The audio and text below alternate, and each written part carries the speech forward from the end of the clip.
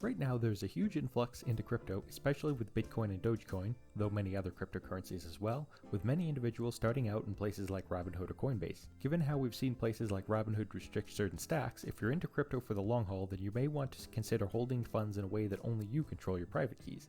Now, before I begin, if you don't know what a private key is, there are two videos that are going to pop up at the top of your screen, which are also located as number 1 and number 2 in the additional resources section of the video's description to give you an overview of how cryptocurrencies work. Additionally, for the tutorial, we're going to use a light wallet. Long story short, while a standard desktop wallet downloads the entire copy of the blockchain, a light wallet does not. However, you are still the sole possessor of your private keys in either case, making light wallets ideal if you're just starting out right now. Before we begin, however, I would like to note a few things. First off, if you're used to trading on places like Robinhood or Coinbase, then you'll find it becomes a little bit more difficult to trade while your funds are stored in a more standard wallet.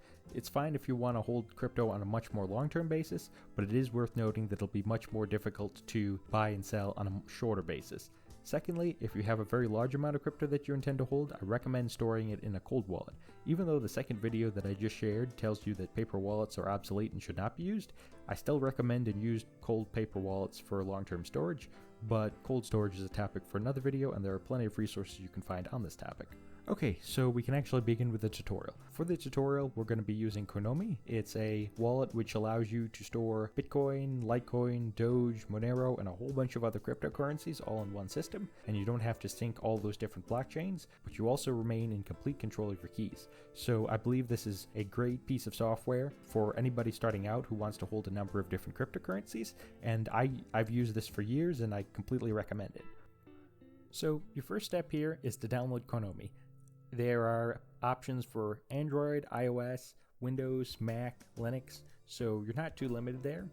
And then once you download it, you just need to install it and get to the very first boot up screen. Okay, so you should finally be greeted with the initial screen. You're going to want to create a wallet and it'll give you a passphrase. This passphrase is access to your cryptocurrencies, so if you lose it, then you lose access to your cryptocurrencies. However, if somebody else gets a hold of it, then they get a hold of your cryptocurrencies. Now, of course, this is a tutorial. There'll never be money in this wallet, so I'm going to show you, but make sure that you never show it to people, and also make sure that you have it backed up so you don't lose it. You're going to want to just check that you've safely stored it away, and continue on.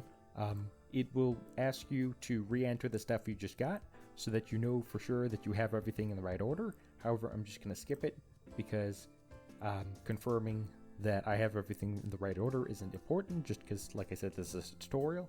So now you're going to need to create a password. When you enter your private seed, Coinomi will create a wallet file which contains all your private keys, and then you will be encrypting that wallet file with the password. That way, if somebody gets a hold of your device or the data on your device, but they don't have the password, they can't unencrypt the file. However, if you lose your password and you still have your passphrase, if you lose your password and still have your secure list of words that I just showed you previously, then you can restore it because that is not protected by your password.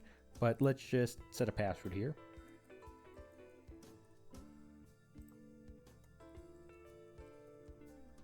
I just set it to 10 ones because, like I said, this is just a tutorial. It's not important that I actually keep it secure. Now you're going to want to select your coins. So let's just say I choose Bitcoin and Doge. Let's see. Okay, here we go. Obviously, you can add as many or as few as you want, and at any point, you can add more in. So again, you're accepting the disclaimer. All right, so you should be all set. I probably talked it way up, made it sound like it was going to be crazy complicated earlier, and then, once you see it, it's pretty simple and straightforward. Again, make sure your private seed is secure.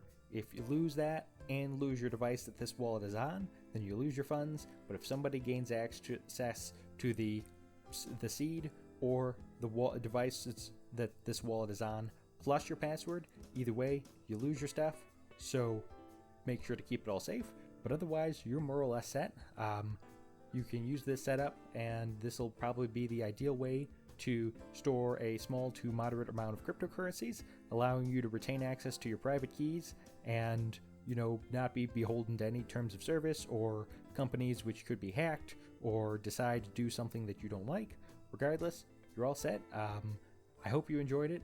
I apologize, there's not very many chances for me to end up cutting this or editing this and stuff like that, so my already poor voice and quality of videos is probably taken down a notch, but I hope it's made up for by the fact that this is hopefully useful information if you're just getting into crypto.